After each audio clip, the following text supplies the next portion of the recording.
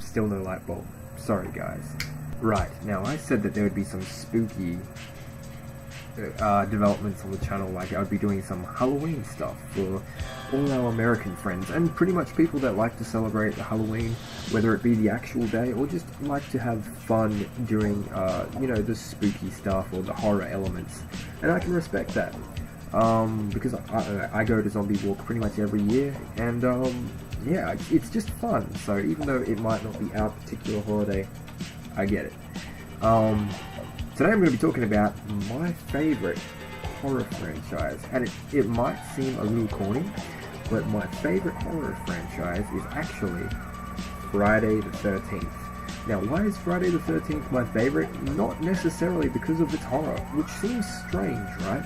I'm putting this in a horror basket, not because of it being scary, but just because of the psychology and the amount of, love I have for that particular franchise. When it comes to, horror, everyone always thinks of a couple of, archetypes, and one of those archetypes is the slasher, or the big bad.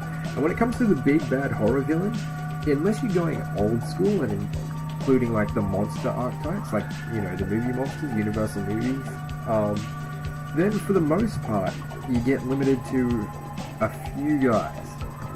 You get Jason from Friday the 13th.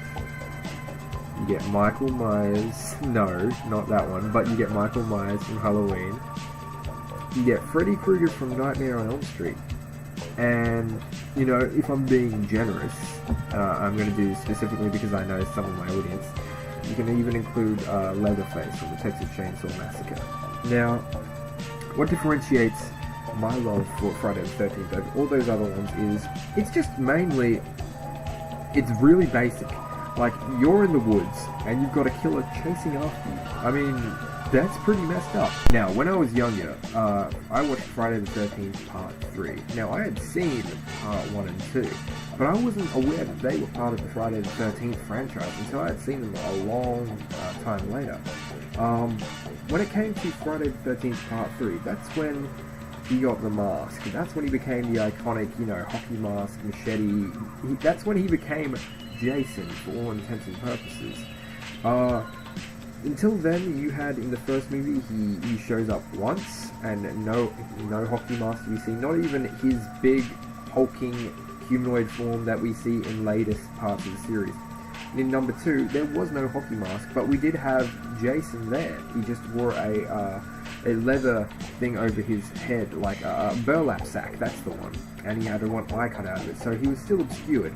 And that's what I like about Jason. It's the dehumanization of him. By having his face covered, you can imagine whatever you want under there, but it also helps him become less human.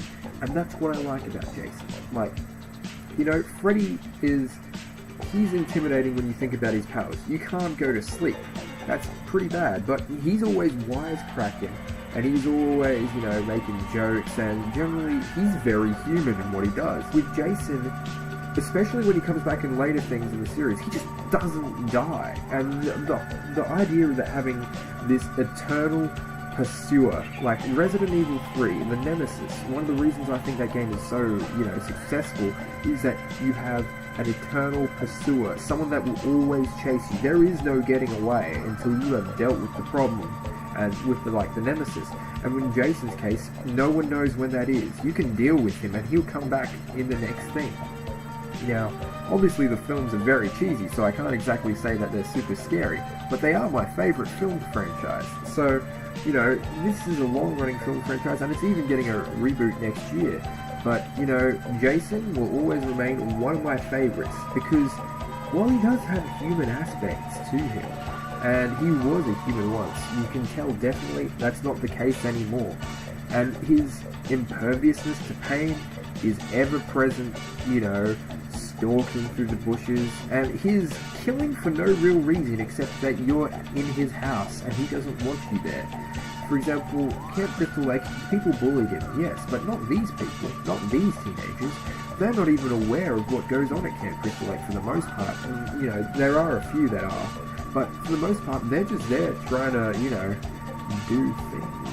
And so, they don't really want to get stabbed through the chest, or they don't.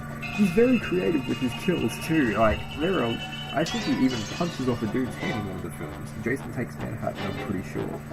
But yeah, so are the films scary? Not so much these days, especially when I rewatch them. I usually have a laugh or point out, oh man, look at this, or look at, the special effects that they don't do anymore.